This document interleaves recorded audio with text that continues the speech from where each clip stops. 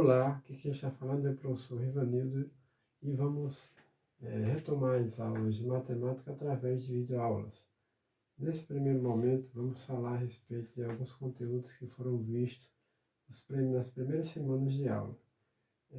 Começando com potências, com expoentes inteiros. Então veja bem, nós temos aqui 3 elevado a 5, né? Um exemplo de potência. E aí você observa que 3 será sempre um número que representa a base, esse número maior é a base, e o menorzinho é o expoente, certo? É chamado de expoente. E essa base é repetida conforme o número de vezes que aparece o expoente. E veja que nós temos aqui o 3 aparecendo 5 vezes, que é justamente o que está indicando o expoente. Em seguida vai ser multiplicado essas bases aqui, certo? Esses 3, na verdade. 3 vezes 3, 9, vezes 3, 27, vezes 3, 81 e vezes 3, 243. Ou seja, a potência de 3 elevado a 5 é 243. Nesse segundo exemplo aqui, nós vamos observar uma diferença, que a base, nesse caso, é negativa, certo? Nós temos menos 2 elevado a 4. E aí você vai observar o seguinte detalhe quando acontece isso. O expoente sendo par, o resultado vai dar igual a um número positivo, certo? E quando ele for ímpar, vai ser negativo. Então veja só, nós temos menos 2 elevado a 4, faz a multiplicação da mesma forma que foi feita anteriormente, levando em consideração o sinal negativo e observando que o expoente é par, então vamos ter mais 16, certo? Aí eu tenho aqui com o expoente ímpar, certo? Menos 5 elevado a 3. Então, o menos 5, ele é um número negativo. E nós observando que o 3 é um expoente ímpar, então vamos ter o resultado negativo, ou seja, 5 vezes 5, 25, vezes 5, 125. Sendo ímpar, então vamos ter negativo a potência, certo? Nesse último exemplo, nós podemos observar que, nesse caso aqui, a base está positiva, porém, o que está negativo é o expoente. Quando acontece isso, aí a gente inverte a base, ou seja, ela vai se tornar uma fração, tá? Mas alguém pode se questionar, professor, e se aqui fosse já uma fração? Aí inverteria a própria fração, certo? O numerador passaria a ser denominador e o denominador passa a ser numerador. Como aqui nós temos um número natural, então ela passa a ser uma fração, né? Ela vai ficar 1 sobre 4. Aí o expoente que estava negativo passa a ser positivo. Inverte também o sinal do expoente. Em seguida se multiplica normalmente como foram feitas as anteriores. E aí você observa que tem aqui 1 quarto vezes 1 quarto. Aí eu tenho 1 vezes 1 dá 1 e 4 vezes 4 dá 16. Então o resultado aqui vai ser 16 avos. Certo? Então esse primeiro conteúdo de potência está basicamente direcionado nesse sentido aqui. Numa outra parte de potência, nós vamos ver que foram passadas as propriedades da potenciação, certo? Nós vimos isso aí em sala de aula também. Eu apenas coloquei alguns exemplos para cada uma das propriedades. O primeiro refere-se à propriedade de produto de potência de mesma base, certo? Aqui eu tenho 5 elevado a 3 vezes 5 elevado a 2. Observe que a base é 5, tá? Então, ao invés de colocar as duas aqui, basta colocar uma e soma os expoentes. No caso, vai ficar 3 mais 2, que vai dar 5 elevado a 5. 3 mais 2 dá 5. Então, vamos ter aqui como resultado 5 elevado à quinta potência. O segundo exemplo se refere ao quociente de potência, né, quociente de mesma base, certo? Quando eu tenho um quociente de mesma base, você observa que o 9, do mesmo jeito, está aparecendo nos dois casos aqui. Repete o 9, e o que a gente vai calcular aqui é apenas os expoentes. Fica 9 menos 2, aliás, 5 menos 2, que dá igual a 3. Então o resultado aqui fica 9 elevado ao cubo, ou 9 elevado a 3, certo? O último caso, nós temos aqui o penúltimo caso, nós temos aqui uma potência de potência. Nesse caso aqui, geralmente vem dois expoentes para uma única base. E é separado por esse parênteses. E aí eu vou apenas pegar os dois expoentes e multiplicar. Ou seja, eu tenho 2 e 3 aqui, fica 2 vezes 3. No caso, dá 5 elevado a 6, certo? Que 2 vezes 3 dá 6. O último exemplo refere-se a um produto e quociente de potência com o mesmo expoente, tá? Nesse último caso aqui, o que aparece igual não é mais a base, sim os expoentes. Aí, nesse caso, ao invés de calcular com os expoentes, vamos calcular apenas com a base. Fica aqui o quê? É uma multiplicação. No caso, fica 2 vezes 10, 2 vezes 5 vai dar 10, e o expoente permanece o 3, né? Não vai mudar não, desde o começo até o fim. Tá? O resultado fica 10 elevado ao cubo, o 10 elevado à terceira potência, certo? Então, na parte de potenciação, nós temos isso aqui. Essa última parte, essa parte de baixo aqui que eu separei, trata-se de notação científica, né? E aí, o que é notação científica? É justamente uma forma de representar valores que estão acima do normal. São valores muito elevados. E aí, uma forma de representar através de uma notação científica. Como, por exemplo, eu tenho aqui 300 mil. Aí nós, ao invés de colocar esse monte de zero, eu tenho apenas que colocar 3 vezes 10 elevado a 5. E esse 5, esse expoente 5 aqui, refere-se exatamente à quantidade de zeros que tem no 300 mil, né?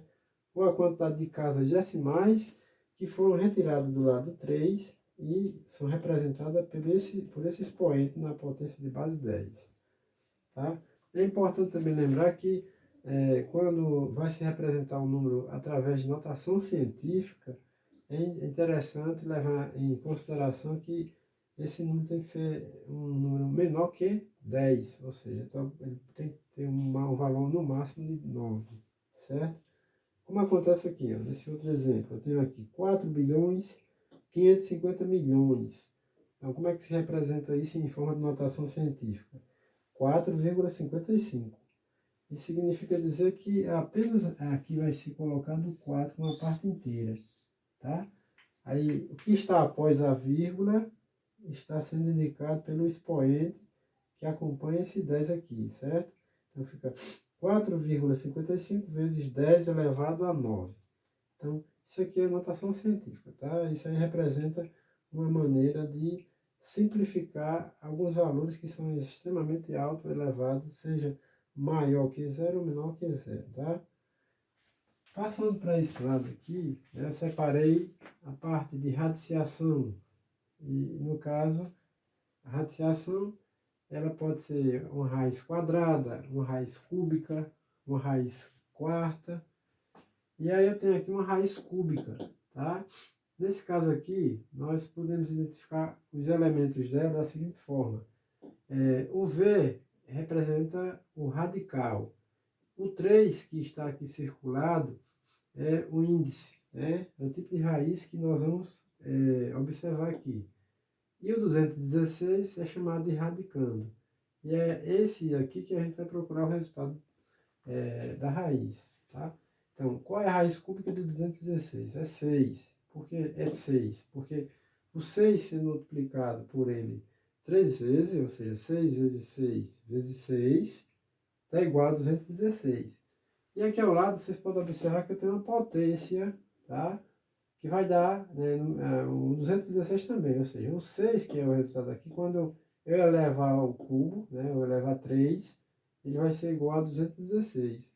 Isso é para demonstrar que a radiciação é o inverso de potenciação, certo?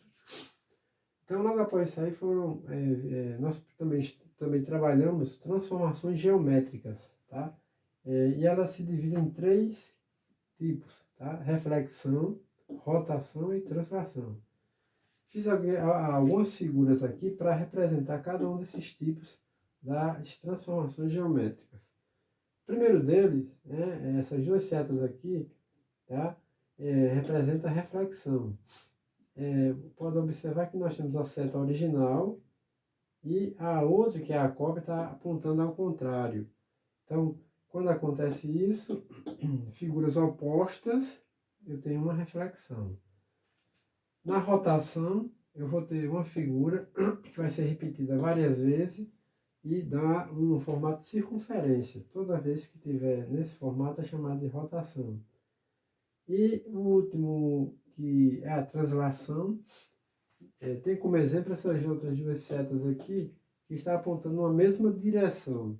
Tá? Quando acontece de eu ter uma figura que tem o mesmo padrão, a mesma forma, no mesmo direcionamento, então trata-se de uma translação, certo? Então essas são as transformações, os tipos de transformação geométrica que podem ser destacados, ok?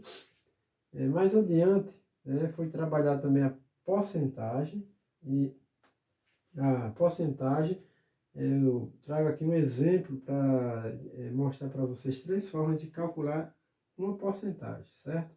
Eu quero descobrir quanto é 5% de 80.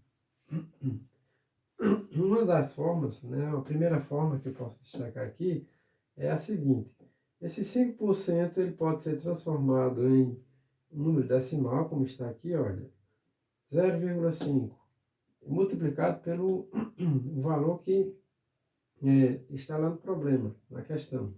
Então, eu faço 0,5 vezes 80, eu vou obter o resultado que corresponde aos 5%, ou seja, 4. Né? Se eu multiplicar o número decimal, o 5% que foi transformado em número decimal, vezes o 80. Então, eu obtenho a resposta.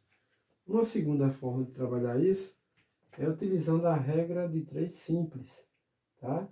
Aí eu vou ter o 80 que corresponde a 100%, o x a 5%. Em seguida, eu multiplico, tá? 5 vezes 80 e 100 vezes x, que vai dar igual a 100x igual a, que dá 100x igual a 400. Em seguida, vai ser dividido esse 400 por 100, que vai dar 4. Então, resposta igual a 4, certo? E a terceira forma, a terceira maneira, é um esquema matemático que é utilizado para descobrir quanto é 1% do total, daquilo que está se procurando o valor percentual. Então, veja só, eu tenho 80, que corresponde ao 100%, é o todo, certo? Dividindo por 10, eu vou obter o quê? Vou obter 8, né? Eu tenho essa divisão por 10. Da mesma forma, eu dividi por 10 também, que é o lado da porcentagem. Então, eu divido 100 por 10, que dá 10, ok? Fazendo novamente essa divisão, 8 por 10, eu vou obter 0,8. E o 10 por 10 igual a 1. Então, 1% de 80 é igual a 0,8.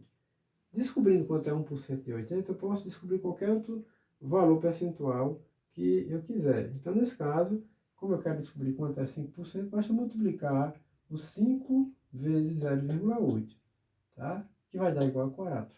Então, essa é a terceira forma de procurar o valor percentual, ok? Logo em seguida, nós trabalhamos também nas aulas aumento percentual, certo? Para esse caso aqui, eu trouxe esse outro problemazinho aqui, ó, 12% de 100. Quanto é 12% de 100? Utilizando aquele método do número decimal que nós vimos aqui anteriormente, eu faço o seguinte: transformo esse 12% em número decimal, que é 0,12, multiplico por 100, que dá igual a 12. Ou seja, 12% de 100 é 12, certo? E aí, para se obter um resultado já com o total que se tem aqui, que é o 100, e mais o valor que aumentou, eu posso usar o aumento percentual, fazendo o seguinte, tá? Eu já obtenho um resultado direto. Eu pego 12%, somo a 100%. Eu vou obter 112%. Depois, logo em seguida, eu transformo isso aqui em um número decimal, tá? Todos devem lembrar que todo número percentual representa uma fração de denominador 100. Então, para transformar isso aqui em um número decimal, basta dividir 112 por 100, que vai dar igual a 1,12. Então, esse 1,12 multiplicado a 100 dá igual a 112. Ou seja, eu vou obter já o resultado que foi aumentado e mais junto do que já existia, ou seja, do valor inicial, que é o 100. Então, a resposta é 112. Então, isso aí é uma forma de facilitar na hora de calcular e tentar encontrar um determinado valor que aumentou percentualmente, certo? Bem, basicamente era isso que eu tinha para revisar com vocês nesse primeiro momento. E como ficaram algumas atividades do livro para ser respondida, eu deixei aqui, olha, a página 31 a 35 do livro de atividades. Então isso aqui vai ficar para vocês resolverem em casa, certo? E aí, só tenho a agradecer a atenção de todos, tá? E espero que vocês tenham compreendido tudo que foi falado aqui. Qualquer dúvida, podem entrar em contato, que estou aqui para tirar as dúvidas, tá bom? Obrigado pela atenção e até a próxima.